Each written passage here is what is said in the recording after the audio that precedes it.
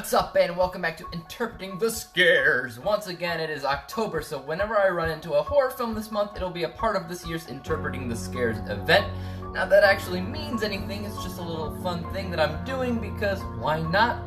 Anyways, today we're looking at the 2014 found footage horror film Creep, which is currently available on Netflix. This thing kept popping up in my feed as something to maybe check out sometime, but I never really did, and I'm not entirely sure why, since I'm usually more of a found footage fan than your average Joe. There are 2 of these movies out there right now, and they're working on a 3rd, so I thought I'd bite the bullet and check out Creep. Creep is ultimately about a young man who is hired on by Joseph, a weird guy that's played by Duplass, in a remote home to basically film him for a day. The idea behind this little video project of his is that Joseph has cancer, and he has only been given a couple more months to live, and wants to teach his unborn child a few life lessons before he leaves this earthly plane. But being a found footage horror film, the audience can pretty much guess at this point that Joseph actually has a few ulterior motives that he's not exactly disclosing. As mentioned before, I can be a decent fan of the found footage subgenre, but only if they do it right. You might think found footage is an easy thing to pull off, but you might be confusing easy with cheap, because anybody can technically make a found footage film because it takes next to nothing to finance it. But if you do it improperly, no one will really care that much about it. But what constitutes as doing it right? In general, you have to always keep the theme of amateur in the back of your mind, because the whole idea of found footage is that this could happen to anybody, and that your average Joe usually has no clue on how to cinematically put together a movie, and their fear of what's actually occurring around them wouldn't really allow them to, even if they knew how. So you have shaky cam, you have weird edits that don't make a lot of sense, weird angles, etc. Think about it like your mom is making the movie. A few examples come to my mind about how to properly film and edit found footage, like The Blair Witch Project, Paranormal Activity, even rarely Cloverfield. Creep actually pulls this off pretty well, since it's actually just 2 guys the whole time. Another aspect I feel like found footage needs to have to remain believable is a cast of unknown people.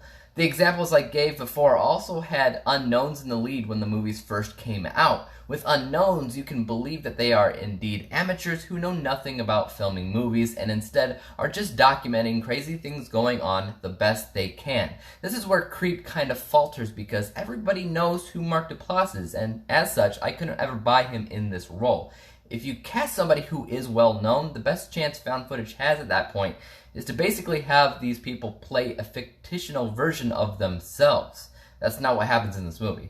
Now, because 90% of all found footage films are about ghosts, specters, demons, and other paranormal entities, it's always nice to have a found footage film focus on something more tangible, more real, something that you can actually touch, because that realism element is much more believable, and obviously Creep does do this, but once again, Duplass in the role does water that element down quite a bit. I also wouldn't really consider his character that much of a creep as I would a weirdo, but I guess both of those things are in the Radiohead song, so it counts. And I'm still upset that they didn't use that song in the movie. Enough of this hoopla though.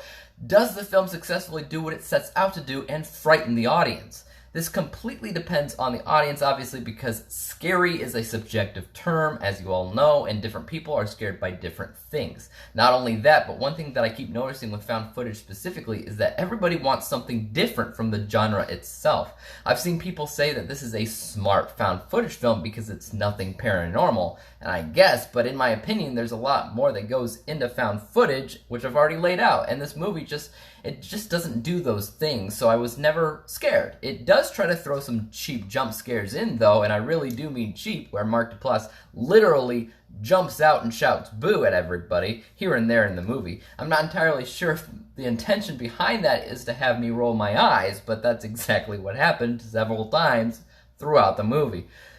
From the perspective of seeing this like a passion project, I can respect what they did in the movie, and they probably had a ton of fun filming it too, and that's great, that's wonderful, that's awesome, that's more power to them.